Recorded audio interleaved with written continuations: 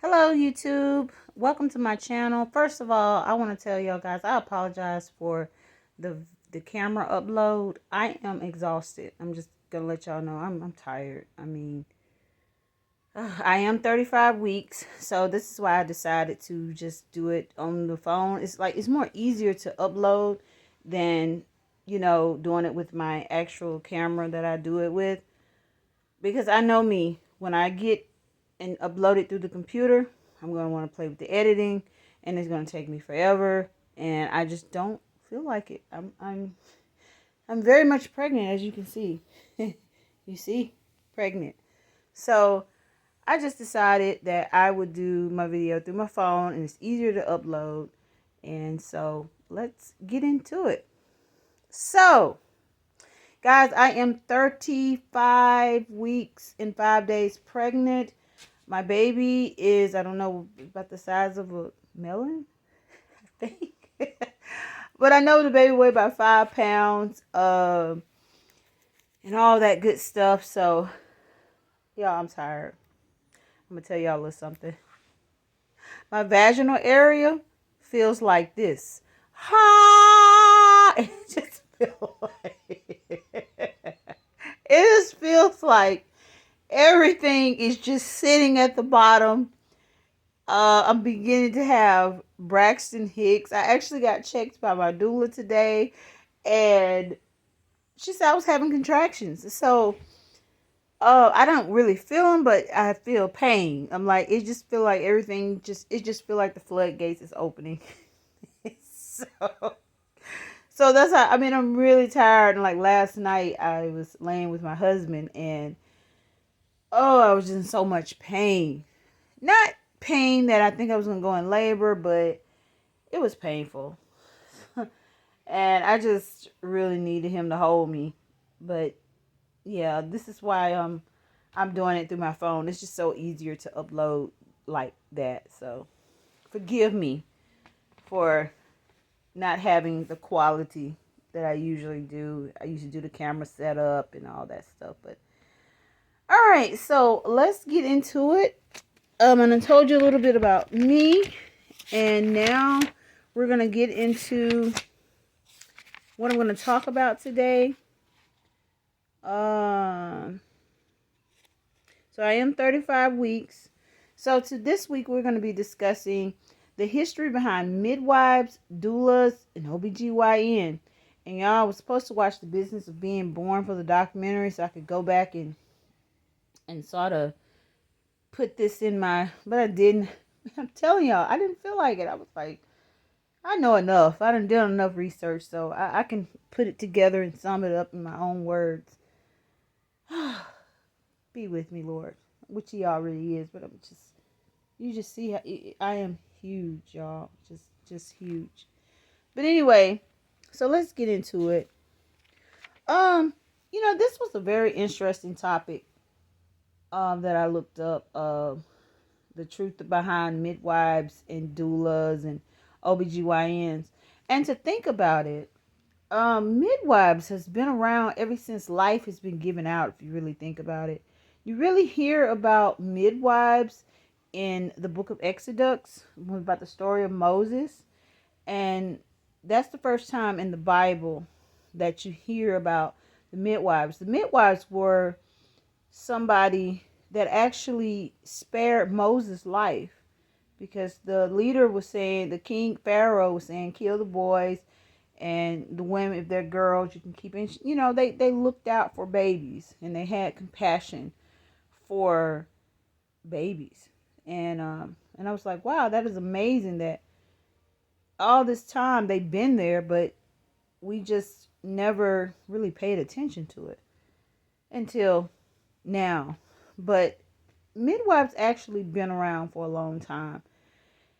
And so they've been here, and I think that they are amazing, but in this time, and in this day and time, they are not all, but they're not what they cut out to be. Not in this time, to me. I would share my story about my experience with the midwife.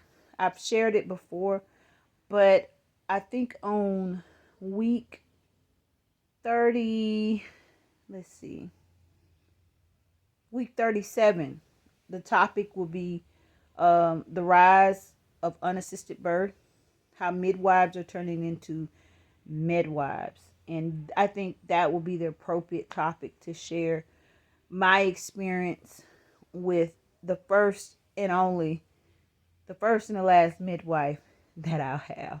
So, yeah. So let's get into this. So like I was saying, midwives has been around for a while. But and then before, in Bible times, and you move to the 18 and 1900s in the South,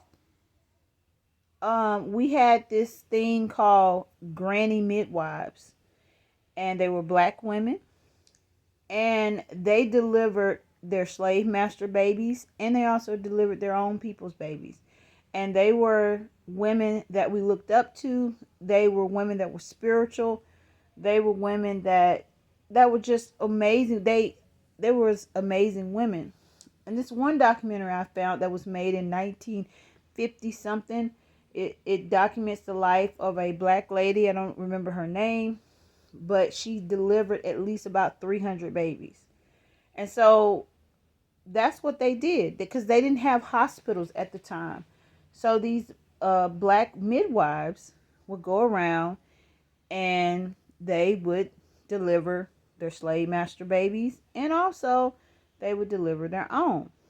Okay, so like I've said in other videos, the videos I put up, this country knows, I mean, if we really do our history, this country is built on capitalism, period. In everything that we have, from the cell phone to the camera to even life and death, this country is built on capitalism. It's not really, it is, I think the advertisement that they advertise to you to try to make you feel good, and then you get them to buy their product. So when I was looking in the healthcare field and going back, and I'm like, here's another situation where the elitists capitalized on birth. So they saw these midwives that was delivering babies, and these elitist doctors, which medicine, I believe, is paid through the Rothschild family. So they wanted a new way to push their product, and they wanted to capitalize on women giving birth to babies. So they came up with this idea to advertise. Now I remember in the documentary of The Business of Being Born, they came up with these advertisements, and they show these pictures of these black women, and they would say stuff like, would you want this kind of midwife to deliver your child? And they would say stuff, they're disgusting, they're horrible. So they start advertising. And once they start advertising, around about, I got a timeline here, around about the 1920s is when white men took over birthing and declared that midwives are disgusting, dirty, and they should not be helping women give birth. I think that's crazy. A man don't really understand about giving birth to a child. Only a woman, a real true woman, understands what it feels like to feel those pains. And it's crazy that white men took over what only we can experience, because then women were midwives, not men. So men took it over and began to do a study and just began declaring it's not normal to feel that kind of pain. So they advertised, and eventually, around in the 1920s, they got women convinced that you need to come to the hospital and give birth. And so that's why I will always say a hospital is a practice. They They are a practice. And so when they moved women to the hospital, by that time, there were no midwives. They was barely, everybody was going to the hospital. And so when they got the women in the hospital, they tried different things. Like, I looked up, one of the things they tried was the twilight sleep, where they give, I wrote in my notes. I just like, wow, it's crazy. But they call it the twilight birth, also called the twilight sleep, was a practice used the practice of using a drug cocktail of morphine and scopolamine to induce the state of wakefulness and sleep in laboring in women. It was popularized in the 1900s, especially among women, the women's suffrage movement, as a painless alternative to childbirth. So they was giving morphine to put you to sleep, and you won't remember your birth. And then I seen also in the business of being born, where they tried this.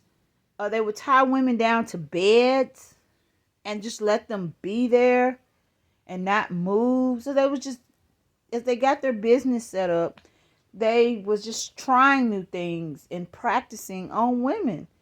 And this is how women started giving birth. And then the black midwives, they was heavily in the South part, in the slave states. But, when they did this, they had no jobs.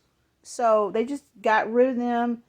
And this doctor, his name is Dr. Joseph DeLee. He really pushed and oppressed the idea of midwife. He said things like, they're disgusting, their fingernails is dirty, and they're not worthy to do. And I'm like, how can you say that? You're a man. All you can ever do is practice on a woman. You don't know what it feel like. All you can do is do studies on how women give birth. You don't have the experience, but they got away with it. And here we are today. We have a lot of OBGYNs that are men. We have some that are women, but we have OBGYNs that are men. So don't let me get ahead of myself. So they just tried different experiences. And then also, each decade, they was trying different medicines on kids. Some kids were born with no arms, no limbs. I know in the 90s, some was born with some in the 90s they was using some kind of medicine. This was on the business of being born. They were using some kind of medicine after a woman have a C-section, and the death rate of babies just went up. And then finally in 1999 they stopped doing it because they realized, hey, that don't work. So hospitals has just really took a lot of risk on lives, all for the love of capitalism, for the love of money. It's not about, the woman's well-being. So that's why it's just not really the best place to give birth. Hold on one second, y'all. I'm going through these notes. I'm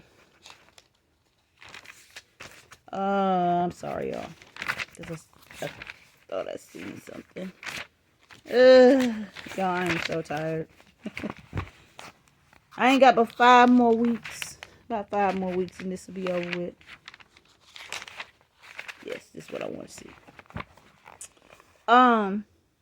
So yes, so when we go into the hospital, we're basically being practiced on. And that's why it's so important to know all of this information. It's good to know the history and know, how we got here. So we're gonna pass the 1900s, the 1920s, 30s, 40s, 50s, 60s. So all those timelines, women were giving birth in the hospital. And then in the 70s, during the hippie movement, all of a sudden, women were fed up with, now keep in mind, black women, they were already, during the 70s, they were already being sterilized without their knowing. They were forced to choose between having a man or picking welfare. Uh, the system was being set up to, hey, they was already, Planned Parenthood was already out. So the black community was already being, downsized, where women had to choose between getting a welfare check or, if you get this welfare check, you got to get sterilized. Black men were having a hard time finding jobs. So during the 60s and 70s, they were turning to drugs to sell, getting heavily locked up. And just so much was happening to the black community. But meanwhile, in the 70s, the white community, white women got very fed up with how they were giving birth because they began to realize that it was hurting them. They were traumatized going into the hospital, and women wanted a new way to birth. They wanted a natural, they wanted their God-given rights on how to give birth. So during the hippie movements, the only midwife that is very popular in the United States of America, her name is Anna Mae Gaskins. She had one child, and the baby was born 8 weeks early, and they used like these clamps, they call them forceps, to deliver the baby, and the baby died. And I don't think she had any more children. So Miss Anna Mae took her experience and she joined the hippie movement. Her and her husband created the farm in Tennessee, and women start going there to give birth. And I'm gonna try to purchase her book. My doula sort of recommended me to read the book just to see her outlook on it. But then you had the women's rights movement that was going on. Women, the birth control pill was really hurting women, and women wanted a different way to give birth. So a lot of people start going to Miss Anna Mae to naturally give birth. And I was looking at some of the old footage on the visits of being born, and they were just sitting there like it was normal, legs open, naked, and just breathing. I'm like, wow. So home birth became back on the rise again. Uh, yeah, it began to get popular again, where women were choosing, hey, this is how I want to give birth. Because during the century, they was getting traumatized when they switched over to hospitals. And, you're making a birth cost about $3,000 to $4,000. I know here it does. So so they was making good money. So that's why I always say the hospital is a business. If you don't have to be in there, don't be in there. Now, like I said, I'm put up my disclaimer. You got sicknesses and you're just not confident, by all means, go to the hospital. But if you could do it different and there you can learn it, I would advise anybody, try to do it different. But yeah, the 70s came along and women just wanted their right to birth correctly. So, but still, midwifery was not popular. It was not really, really popular. Even there was a few handful of women. And then by that time, black women were not midwives.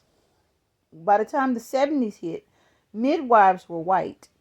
And then I'm not sure about this, but around in the 70s, the hospital began acceptance of midwives, but they would only perform in the hospital. So yeah, it's just crazy. It was just switched.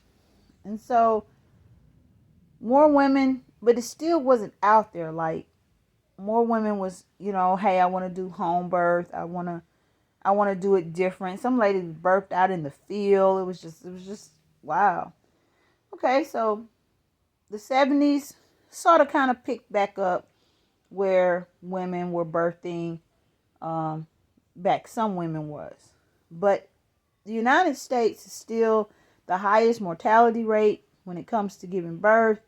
All other countries, Switzerland, Europe, all these other countries, they're not new to midwifery.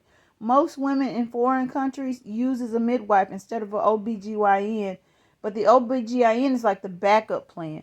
Here, we are not taught about midwifery automatically. Like I said in one of my other videos, our parents don't know about midwifery. And the first thing when you get pregnant, the first thing you do, what do? I got to find a doctor.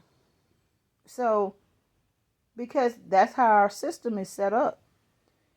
So, fast forward to the 70s, the 80s, the 90s, and now you have the 2020s, the 2000s, and I'll say 2020, skip to COVID.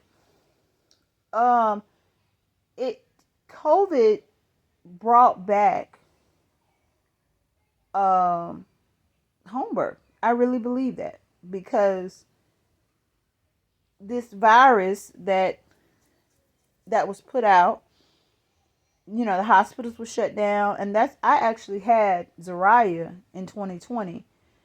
I didn't do it not specifically because of COVID. I did it because my child died. That's what motivated me to come home. But because they had some hospitals open, they still was working through it, but a lot of them everybody was scared because this virus that they're saying is killing people. Women didn't want to have their babies there, so people were taking chances to get midwives and come home and have babies. And I actually, like I said, I had Zariah in 2020, and that was my first home birth. And like I said, I didn't do it for COVID. I did it because I did not want to go in and be traumatized again and worrying about something wrong with my baby. I wanted to know that, if I give birth at home, then, she's safe. And so, yeah. So it's like, to me, the midwifery thing is like playing volleyball.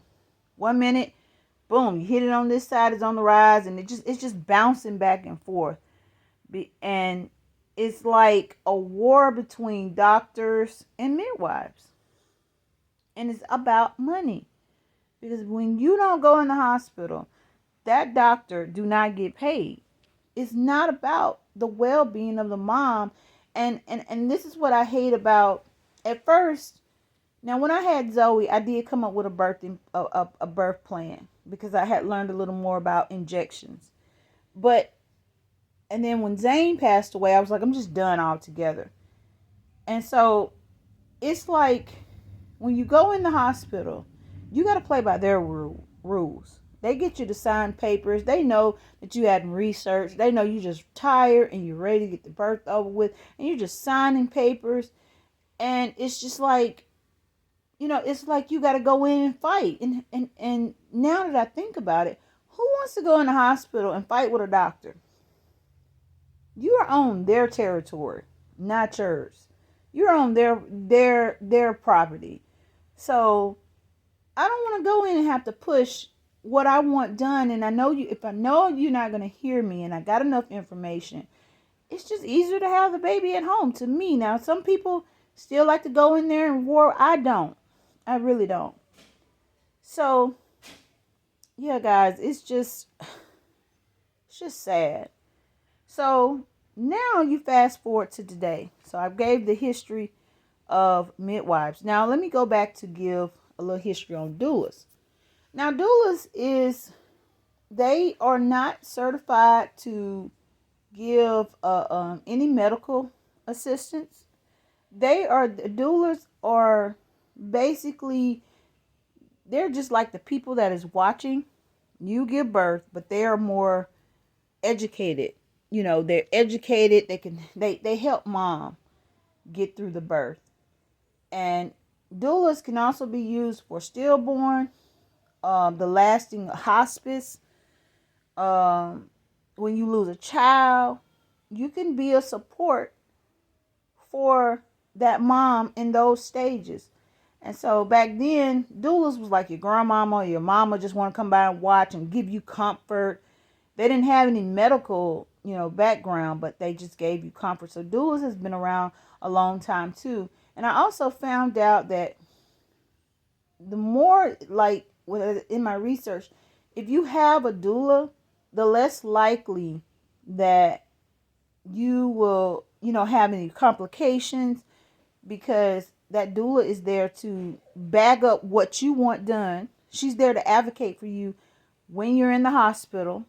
My story, for example, with Zephaniah, I had no plans to birth him at home. I mean, I had no plans to birth him in the hospital, but I didn't understand the blood, so I went. And my doula was there with me. And after I had given birth, I gave birth to him natural. But it was in about an hour and a half, I pushed him out. And I was laying on my back. My doula was like, can she move? So I got up in a hands and feet position, booty up, and I pushed him out. And when I turned back over, and my husband was saying they were so aggressive with Zephaniah. Oh my gosh, how they yanked him, and they just trained to be that way. And so she sort of helped me get in a position where I could give birth. And then when they flipped me back over, I had no medicine. So they're just yanking on the placenta. I'm like, oh my gosh. And my doula said she was so mad, but she properly handled herself. She was like, can you give the baby to the mom? And the doctor was like, oh, yeah, sure. And so immediately when they put Zephaniah on me, my placenta just spit out. And I was like, I'm still shocked by that. Like, wow. That's why it's so important that the mom get that first bond with that child immediately after birth. And they want to do all these tests, and it's not necessary. All this intervention is not necessary. And so that's what doulas there for. They're there to make sure that you are that you're being protected, that they fight for your wherever you want to give birth. Whether you want to give hospital, at home, they advocate for how you want it done. They encourage you, they massage you, they help you get in that birthing space, and they're amazing to have. And I know some women that do it themselves and they just use their husbands, but I have found this doula that I have. She is not just a doula now to me. She's a good friend. And it's very, it's very encouraging to have another woman there, because, my husband, he empathizes, but he'll never understand what it feels like to push out a baby. So having another woman that have pushed out a child and know exactly what I'm feeling, I think it's an encouraging thing. And I thank God for sending this lady in my life.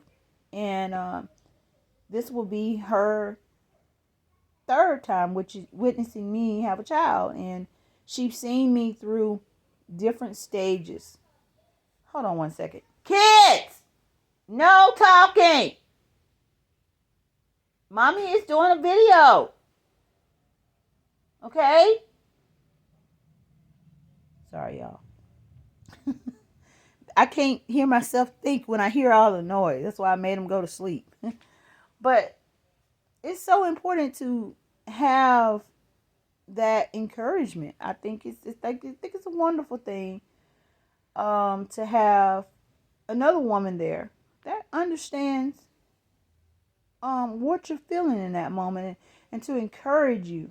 Because I think with Zariah, about the time her head was out, I was like, okay, I gotta go to the hospital.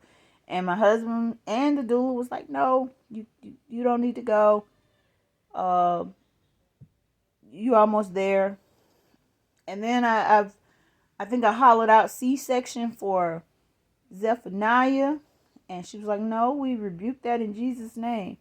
And so you get, the pain can be so intense that you will forget what you said you wanted because of the pain. And so that doula sort of encourages back to remember, focus on what we plan, focus on what you want, and it really helps. So I know, and like I said, I know some people that don't really care about having, I've seen women where they just do it with them and their husbands, and that's good too.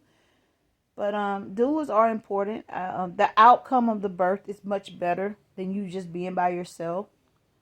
So yes, so I doulas has been around as well. So let's fast forward to today, and this what really hurts my heart. Black women have been associated with natural birth. And then when I look at today and I look in my community and when I talk to women, when I specifically black women about natural birth, and I was too, it took my trauma to get me where I am. But we as a community are so lost when it comes to natural birth. We don't have a lot of black midwives and we don't have a lot of black doulas. We don't. And we are forced to, we don't know the information. And so all we know is what we've been advertised is go to the hospital. And we get there and the doctors really don't pay attention to us. They don't. We're more likely to die quicker than a white woman in the hospital, or our child is more likely to die quicker in the hospital than a white family. But when I just randomly talk to black women about natural birth, they are so like, ugh. They're so disgusted with it. I've literally had women, when I've told black women that I've given birth, and they said, I would still do a C-section. I would do, you can cut me. Give me the medicine, give me the drugs, cut me. And I'm gonna talk about that the next week, and hopefully I have my camera up. But C-section, I'm just tapping into it just a little bit. People don't realize C-section is 7 layers of cutting before you actually get to the baby. I'm gonna do my history in that, but I'm sort of tapping into it a little bit. But it just breaks my heart that we as the African American community don't know what our ancestors did. Our ancestors did this. They used to natural birth. And today when you talk to women, they're scared. I know people that were perfectly healthy and chose to go in out of fear, didn't study, and volunteered to get C-sections. I'm not getting one unless it's absolutely an emergency. It got to be a straight emergency. I wouldn't do it because I'm trying to make sure my thing's still going. But it's just not worth it. And so we're just so disassociated from one. Even the girl that was filming Zariah's birth, and after that was her first time watching a woman give birth naturally, and after it was over with, me and my husband asked her, like, would you give birth natural? She said no. She still said no. After she seen what I went through, yes, it was painful, but the end result, my baby was here safe and sound. Zariah was looking up at everybody like she'd been here before. And she still said, I will go to the hospital. I'm like, wow. Now, when I invite people to watch my birth, I hope it to, I really hope it inspires a woman to say, hey, I want to do this. But we are so disassociated from natural birth. Like, I think I'm the first child from my mom. I don't even think my family ever done home birth. I don't know. But when I told my mom, she was shocked. When I told my mother-in-law that I had given birth at home, they was just shocked. It's like they never heard of it before. And so I think it's so sad that as Black people, we've been doing this before, but now it's like, ugh, it's gross. I even had a lady at my job, because I had a little spare time. I was looking up natural birthing, and she associated natural birthing with pornography. I was disgusted. I was like, wow. And that just shows me that we're not educated on these things. And we have to, and me too, like I said myself, we have to have something so tragic to happen to us. It either make us bitter or better.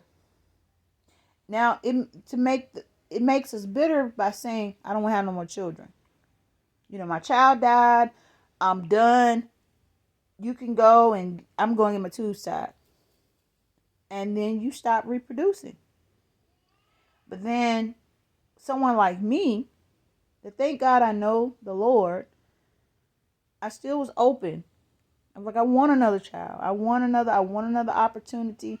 And I'm so grateful I got the opportunity to do this again. Not once, but 3 times. After 2 losses, I still took that leap of faith. I got educated.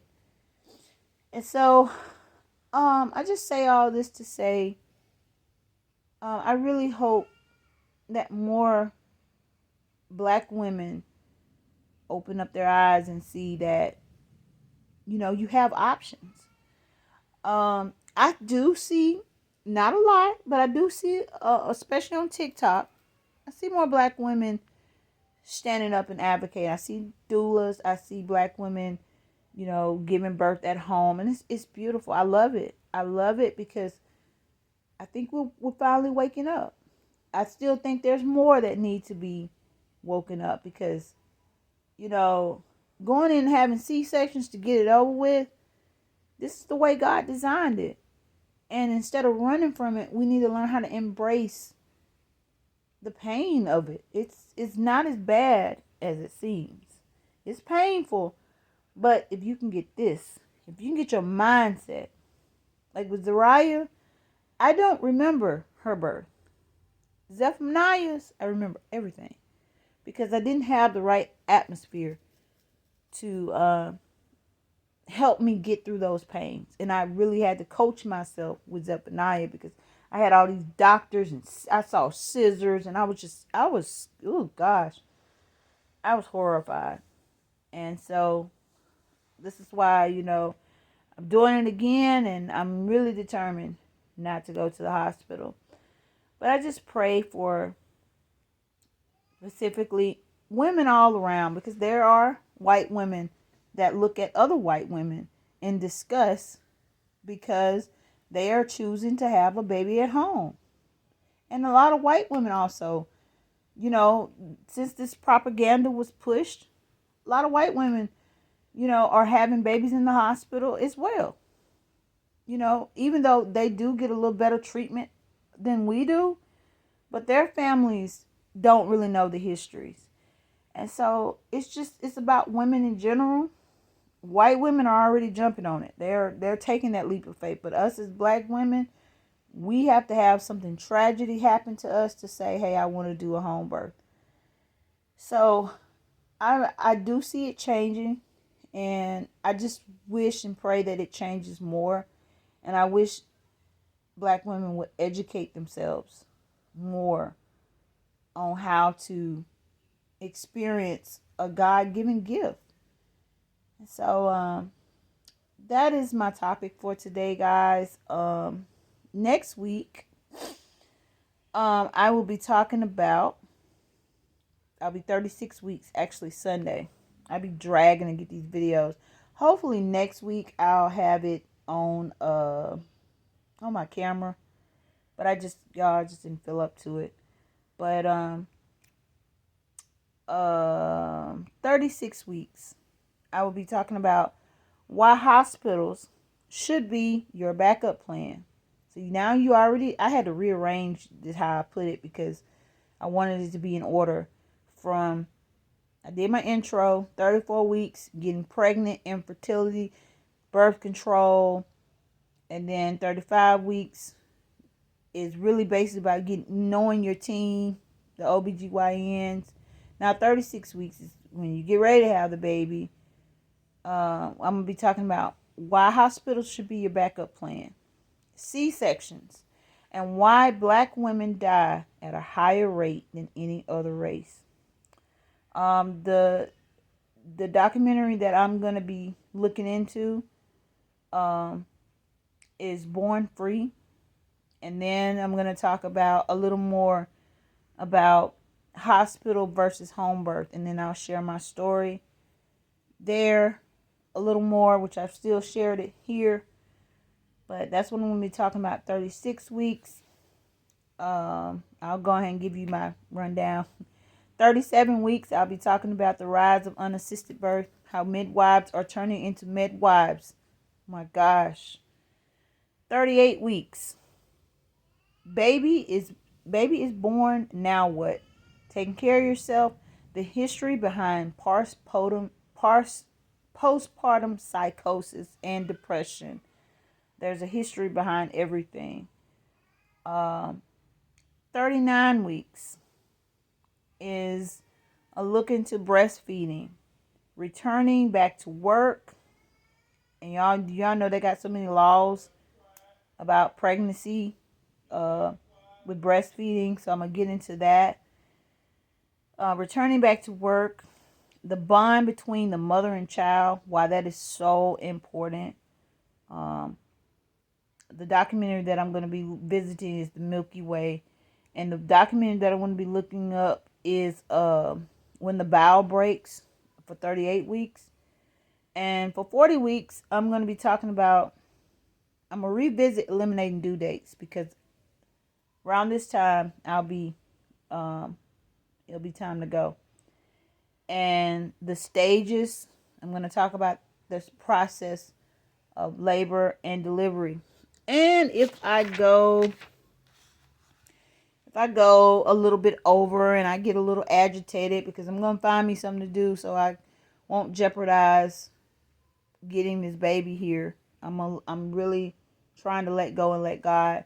Between 41 and 42 weeks, I may jump on my phone, and I'm really going to be praying, but I might do an extra video and talk about why are large families looked down upon. I get that so much, guys. I'm talking about black and white.